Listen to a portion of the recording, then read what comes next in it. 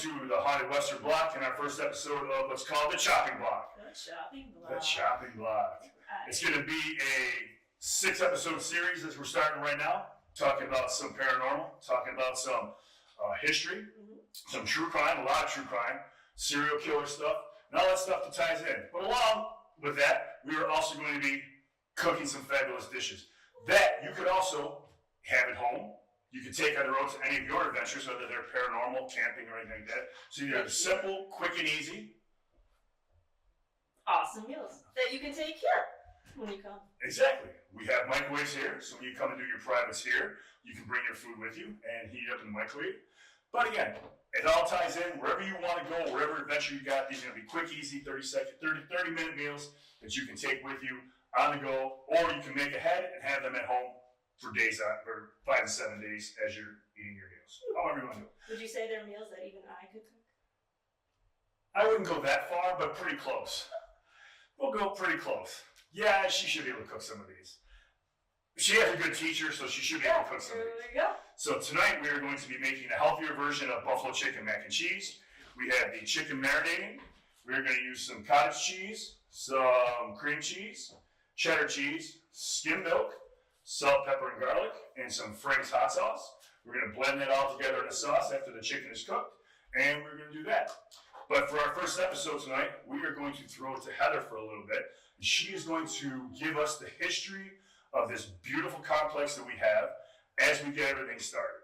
She's going to tell you something about how it started, who some of the directors were, how they did their stuff, and how things go. We're going to tie it all in with some cooking, and we're going to have a good time as she does that, and we'll throw some questions at her and see if she can answer them, and go from there. And we know she can because she's done so much history on this place that it's going to be very good. So, without further ado, Heather, give us the rundown of how the Western Block started, and that'll get this chicken going. The Western Block. Well, 2 days ago and 137 years ago, 5 employees from a neighboring company came next door and decided to start what was called the Western Block. And what is the Western Block? Oh, before you start, what was the name of the company that they left to start here? The Boston Lockport Lock Company. So, they were 2 companies that ended up making the exact same thing right next door to each other. Kind of odd. Very, you would think. You would But think. I mean, I guess if you're disgruntled and you want to really aggravate your ex-employer, something you would want to do, right? I mean, Right? I mean, you know. something I would do. So these 5 employees came next door and they started this company that built pulleys and wheels for ships all over the world. So a block is part of that system, and they were quite prosperous, these individuals. Flash forward to the early 1900s, and there was an individual who is quite well known to this area of Lockport, New York, who took over as the director, and his name was William Keenan Jr. So early 1900s, this became his factory when he took up and bought up all the shares. Ooh, that smells good. All great. Did you guys hear this? Sizzle, sizzle. Sounds sizzle good. Smells so good. I wish we had smell vision so you guys can smell how good Oh, this chicken smells. awesome. I used a Mrs. Dash salt-free seasoning on it, so that's what's on there as we cook this up. Tell us a little bit about Mr. Keenan. Just give us a little bit of his background, where he came from, how he got things started, that type of stuff. Mr. Keenan was actually from North Carolina, so he was not an original person from Lockport, but he took up home here because he loved this area. And when he took over, he got married, and he actually has a house that is very well known, and it's the Keenan Center now. But not only did he work here at this factory, but he's also as a part of a whole bunch of other ventures. Correct. Want to mention some of those? Sure. William Keenan Jr. was the brother-in-law of Henry Flagler, who was partners with Rockefeller in the Standard Oil. Flagler also had a lot of other ventures. He actually connected the mainland Florida to the Florida Keys through the Florida Atlantic Railroad. So as we go along, we're going to learn some more about that stuff too. He had some pretty good ventures about that. And after Flagler married Keenan's sister Mary, which we will touch on a little bit because there's always, There's something about Mary. right? There's always something about Always Mary. something about Mary. So we're going to touch on that too. But after he married his sister, he became like his CEO, his go-to guy. He controlled all his businesses and watched all that stuff for him. And then again, especially after his death, he took care of all of that stuff as well. All those ventures. So, Mr. Keenan was very prominent to this area. He had offered to build a brand new high school, which the city declined for some reason. What else did he do? He was very involved in. He was very involved in Union Carbide. Yes. When he was in college, him and his professor, they, well, the story goes, because there's also another story, I believe the gentleman's name is George Brown, who was in Canada. Between the two factions, they were arguing and discussing whether or not who was the one that found the byproduct of calcium carbide, which was acetylene. Acetylene. So the byproduct of calcium carbide is acetylene. And Keenan and his professor had discovered that. George Brown had discovered that. There was a tiff back and forth as to who did what. A long-running tiff, mind you, because Mr. Keenan never got the recognition as a scientist, which he had always lifelong Oh, absolutely. that he had really aimed to get that recognition as a scientist. He got plenty of recognition for all sorts of other things. Absolutely. He was a famous entrepreneur. He did a lot of good stuff. Oh, even at his farm. He had a dairy farm with award-winning, prize-winning cows. Award-winning heifers. He did a lot of experimentation with milk. And he really got aggravated with the government, got mad at them when they brought in pasteurization and homogenization because it really kind of put a big damper on his business. Yeah. But doing that, he adjusted on the fly and made sure that everything was working and was able to get everything together. But, so now you know a little bit about Mr. Keenan and what his background is. Yeah. Tell us a little bit more about what he did here at the Western Block to make it what it is, to bring these people in and things they've done to upgrades and stuff like that as far as building the place themselves. Sure. But first, one question. Sure, absolutely. What am I supposed to be doing as far as cooking? You're going to be making the sauce very shortly, so you're going to have to cook and talk. You're going to have to cook and talk at the same time. So We'll see how that goes. exactly. So that's why we're. That's why. So all right. So at Let's this get point in the time. facts out of the way first. So at this point in time, you can actually start making the sauce, which you're going to do 5 teaspoons of the cottage cheese. But you also have to talk at the same time. Teaspoon, right? That's a teaspoon, yes. 5 of those. Actually, make it 6. We'll see what it looks like when we're in there. Keep Yep, just like that. Good. Yeah, we're Alright. 2. Because we want to get about a cup to a cup and a quarter of cottage cheese. A little more. Good, perfect. That's enough. Excellent. Good. So then you're going to take and you're going to put in you're going to cut the cream cheese in half. And you're going to put half of the cream cheese in. So are you going to talk at the same time, or are you just going to concentrate on making sure you don't get it wrong? I am absolutely trying to concentrate on not screwing this part up. I know. So I will. So what would you like me to tell them? What were you going to say? Mr. Keenan was awesome. Yes, we know how awesome it is. So anyway, Mr. Keenan had left a lot of journals back that we've been going through different things.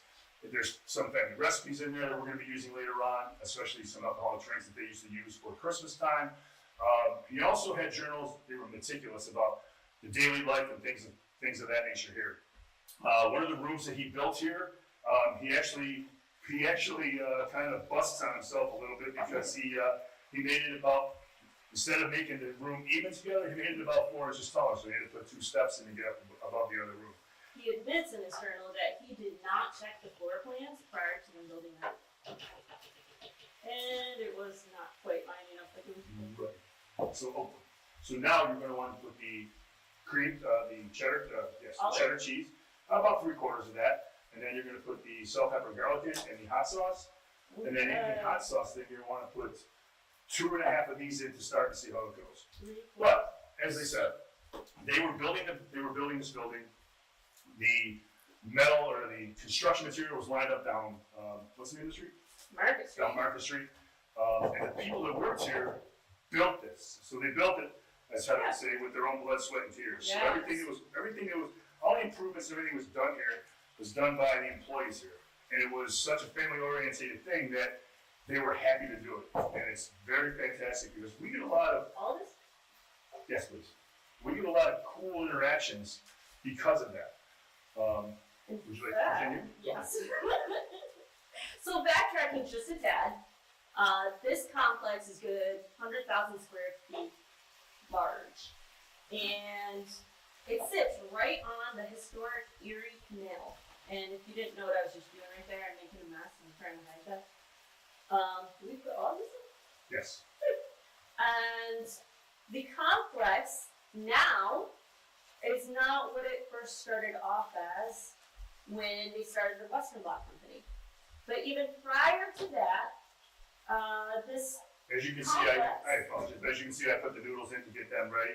The chicken's almost ready, so you're gonna need 2.5 of those of milk inside there. okay. So the complex, we actually have 4 and a little more buildings on site that were built from the stone quarried out of the canal as they were building the historic Erie Canal, which is right across the street. Uh-oh, this is not, Would you like me to do it so you won't spill it? I think I got it. All right. You sure? Nope. No, I know you don't. All right, I know you don't, but that's You right. said how many? 2. Oh, okay. Like, how is that gonna fit in this? But he said 4. You did not say 4. I said 2. Ooh, look at that. Look at you go. Look Now you at put the that. top on, put the top on, screw the top in. I'll take the milk for you, put it over here. Alright, this is the fun part. So now this is gonna be very loud across the speakers. You're gonna hear this really good.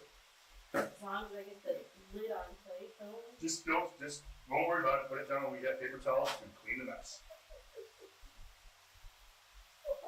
We have paper towels to clean the mess. No worries. There you go. Put it in.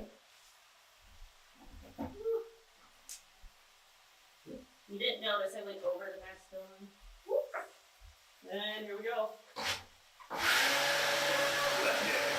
Blending that. We're gonna try to talk over the blender. It's not gonna work. Hopefully you can hear us. Keep going one more time. Couple more. Get that thing nice and creamy. Once she's done with that, we got about another 3 or 4 minutes and our noodles will be ready. We are using Barilla protein pasta. They take 5 to 7 minutes to cook. So they'll be pretty much almost ready. Alright. Over the pot. Yep, stir the pot. There you go. Yeah. So, Frank, Go ahead. you keep it really tasty. Uh-huh. How do you do that? How long have you been cooking for? Since I was 14, my mother gave me two options. I could learn how to cook and clean and do my own laundry, or I could go get married. And since I was 14 years old, there's no way in hell I was getting married. So I decided I was going to learn how to cook and clean. So I started cooking, started out with easy things, ham and cheese omelets, gradually moved on to different stuff. I started paying attention to my mother when she was cooking and making sauce and making meatballs, my grandmother when she was cooking, stuff like that. Picked up the recipes from them. If you're Italian and you know there's not really a recipe, it's pretty much, yep, okay, that's pretty good. We know how that works. Everything is. So So, cooking for a long time. I've been cooking for quite a long time. I've, graduated to some different stuff. Now I can make chicken marsala, chicken parmesan, chicken francais. I'm not a chef for 40 years, but I'm pretty good at different things. So, tell us a little bit more about what went on here at the Western Block, how they did things. Were there any women that worked here at the Western Block? And what else Mr. Keenan did in the area as far as like hanging out and doing stuff like that? Yeah, so Mr. Keenan, like he said, he took over the complex. The complex did not originally start as the entire building complex that it is today. It started in one building on site. And by the time that the Western Block closed, I just want to say very nice job on making the cheese sauce. oh my, look at that. Very nice job. Cheese smoking. So, right, so even she can learn how to cook. Go ahead, continue. By the time that the Western Block closed in the early 1990s, or late 1990s, it had amassed the entirety of what it is today. And to Mr. Keenan's efforts. As the Western Block grew, they took over more of the property, and it was actually a little bit bigger at one point. The property did include a whole waterfront right on the canal. It was the powerhouse for this facility. And So because they transitioned out of using another method to this property actually was across the street as well? Yep. It went on both sides? on both sides of the street. Okay, Yep. I never knew that, interesting. Go Yeah. ahead. So anybody who visits this property, if you park in front of the building, which everybody usually does, you'll see a nice, beautiful park right across the street, and there's a little gazebo, and just beyond that is the canal. So we're right there on the water. But this gazebo, Our pasta's ready, so I'm gonna be training the pasta, and we're starting to combine everything together. Continue, sorry. the gazebo actually sits on top of a roof, and not a lot of people know that. So that roof is part of the building that was part of the Western Block complex that powered this entire site.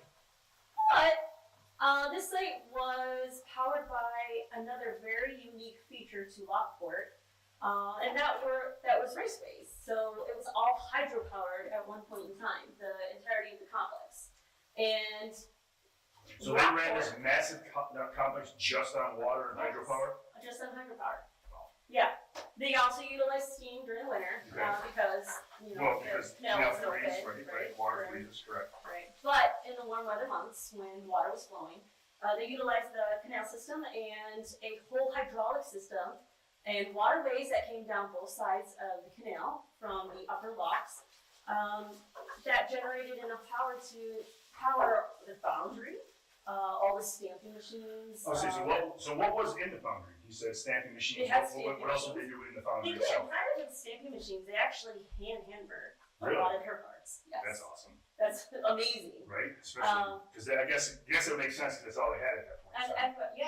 When they started off small and they just grew, they expanded to a very large company. But yes, the foundry had stamping machines. They had other machines for metalworking. So for like cast and die for stuff, for dies and stuff, so when they would do their, so now were all of these parts and pieces made out of metal, were they made out of wood, what were they made from? They were made out of metal. I'm not sure the exact composition. However, that is a great question because I'm sure we have that information in one of our rooms. Now I know when we And do, we'll talk about that in a little bit. I know when we do some of our stuff, we go through and I see all these big wooden things. Yeah. They look like giant wheels with holes in. What are those things? Those are molds. We have the original molds for their parts here on site. Yep. That's pretty cool. And what was explained to me is some of And you mean these Tim molds. hasn't taken one of these molds yet? Tim. As we get a look and he's, all right, go ahead. So they made a lot of pulleys and wheels, and to craft the metal, they heated it, melted it, poured it into molds. And it was a sand process, is what I was explained. Okay. Not entirely sure how it A works. sand process? Yeah, so these Would that be like sandblasting maybe? Or? no, so Okay. the blocks, the wood blocks, Yeah. were at one point in time, the metal was poured into sand, and the sand I got you. Okay. lined the block, I've seen that on. Yeah. or were formed and shaped by I've actually the seen that on different wood blocks. whatchamacallit reels, on different Facebook reels where they're reproducing different types of metal, where they make a big box and then they push the piece down in and they put the metal. I got it. Yeah, exactly. Yep. So So they crafted from hand all the way up to machine in their long existence as workers here at the block. nice. Yeah, yep. And we know that they did a lot of work, goodness, during all the world wars. So tell us during the World War. So we all know that when the But factories even closed during down during the Vietnam. World Wars, Right. the men left here. Men left and went to war while the women took over the Right. facilities. But not Did here. that happen here? No. What happened here? Here, the men were considered essential to wartime efforts. Okay. Because they were making parts for the war. And they were considered an essential business, and they were essential employees for wartime efforts. That's And we have some phenomenal documents here on site, commissioned from the War Department, requesting certain parts for some of their ships and stuff. well, So there's secret it's projects. interesting. Let's say Yeah, we'll secret see projects. We'll say that. because the description for one of these parts was based on, like, when this other bridge fell down, we need something similar. To be able to lift it out of the water. They didn't even explain. Yeah. Just Right. if Okay. that you're familiar with that scenario, we need something similar. So were they hinting they were going to blow up bridges, or were Was they the bridge already hinting blown that up, it was or- already blown up, or Gotcha. or Makes is sense. it just something they needed in case? You know, it's you got to read between the lines and some of those things. But this was a commissioned project from the War Department That's requesting specific things for the specs. So we do have specs for those parts, which is just absolutely interesting. So now, And that's one of thousands of documents that are still on site. so now, oh, we lost a chicken. piece of chicken. Flew the coop. Chicken run away, chicken run away. So now that we know a little bit more about the Western Bloc, tell us a little bit more about Keenan and how he came to be, and how the Western Bloc actually was able to expand, and a little bit about his sister and Mr. Flagler. Well, so Keenan, from North Carolina, had a sister, and her name was Mary. Mary Lily. Mary Lily Keenan Flagler Bingham. And we'll get into more of that later, but we're going to focus on the Flagler part of it. So as you can see, keep going. As you can see, I combined the chicken and the macaroni and cheese. I am actually going to combine the sauce inside now, and we are going to pour this together. That Keep looks going. amazing. So, Mary married Henry Flagler, and they had a very interesting marriage because she was 23 and he was what? 65. No, no bull digging there. No, not whatsoever. What were You know, what back were in the- the early 1800s. What were the interesting circumstances behind their getting together, behind Flagler's ex-wife? Oh, goodness. So, Mr. Flagler, being the powerhouse that he was, we'll go with that, Yeah, that sounds was good. able to get a law put on the books that allowed him to And where? Florida, Not in? New York or North Correct. Carolina, New York. or Kentucky, or Not in New York. any of these other. Correct.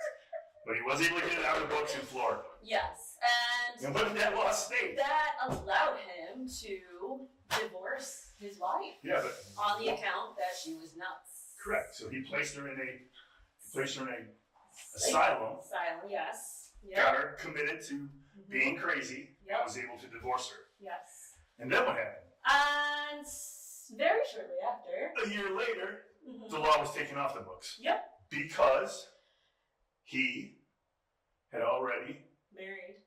Miss Mary. Mary. Here you go. There was something about Mary. See all those lead-ins? I'm pretty good with some stuff. See, I'm really, Interestingly I enough, really am his half first wife smart. was named Mary as well. correct. Not out there. Well, the first wife's children didn't like Mary, but that's a separate topic altogether. So as you can see, we're gonna let this heat up just a little bit. Keep going. I'm going to lift the pan a little bit so you can see how this looks on camera, and let me know if you can see. Can you see that on camera? How does that look? Look, see it all comes together, nice and creamy, just like your Kraft mac and cheese, but better. So we're gonna let this heat through a little bit more because then we let it cool down and continue talking about Mary. So, Mary and Mr. Flagler date for quite a long time. And then, well, not that much. Not long at all, actually. I take that back completely. They No. did date for a Well, very long time. No, but they knew each other for a very They long knew time each other because they for a very ran in long the same time. circles with Yes. stuff like Yep. that. Yes. Yep. She had met him through friends of his already, so they Yes. knew each other. They, Yes. they were very familiar with Correct. each other. Correct. So, Mr. Flagler ended up passing away, and Mary inherited How did Flagler pass away, by the way? $100,000. He fell down a flight of stairs.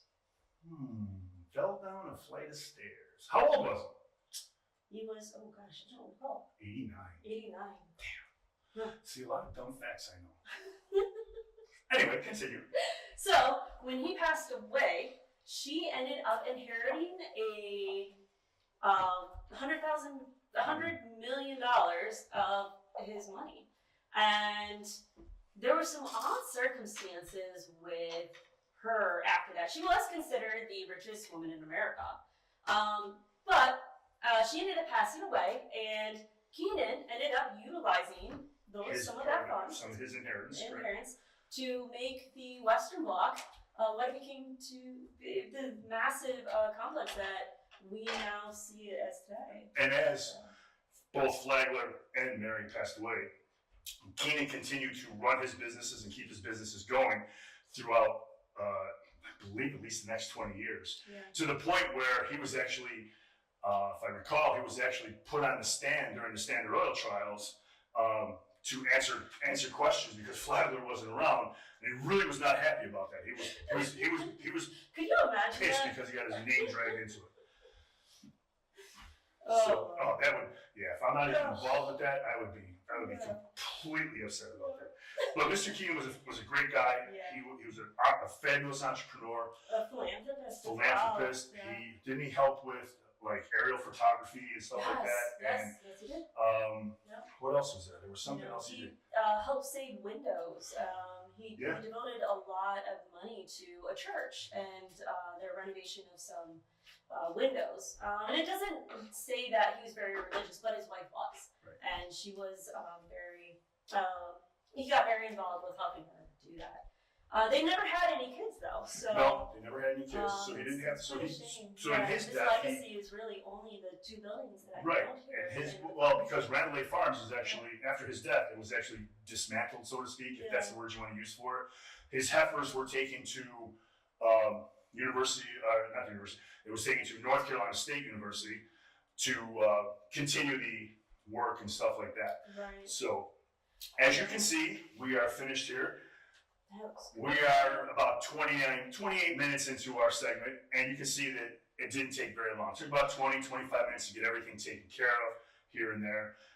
We are going to be wrapping things up. We're going to dish some of this stuff out, and we're going to try some of this. I can't wait to taste this. This one looks much better than the one I made the other day. That looks like a great meal to take on the road. And again, these things are stuff that you can take with you on the road. You can make this ahead of time and put it in a crock pot. Make a small version of it. Put it in a small crock pot. Take it with you. Every hotel has outlets. Just put it in there and you heat it up. And when you come here, we've got microwaves. Absolutely. But if you make this, it's also good cold. Yeah, it's a really good cold. It really is. So all these things that we do, you're going to be able to take with you on any one of your adventures. And as we're starting to wrap up, Heather, give us a little quick rundown of what's going to come up next and how things are going to tie in with our next continuation. So we are going to actually talk a little bit more about some of the experiences people have had here on their own investigations of the Western Block. So we do a lot of paranormal public tours and private tours, and there's just so many experiences here. And we just want to say that unlike the people thrown in the raceways, we are going to see you back next week. So basically, anyone that's been thrown in the raceway is not here, but we want you guys to come back and watch what's going on with us, right? Sounds good. Sounds good. Thank you guys very much. We hope you enjoyed our first episode. Have a great night, and we will see you guys soon. Thank you, and good night. Bye.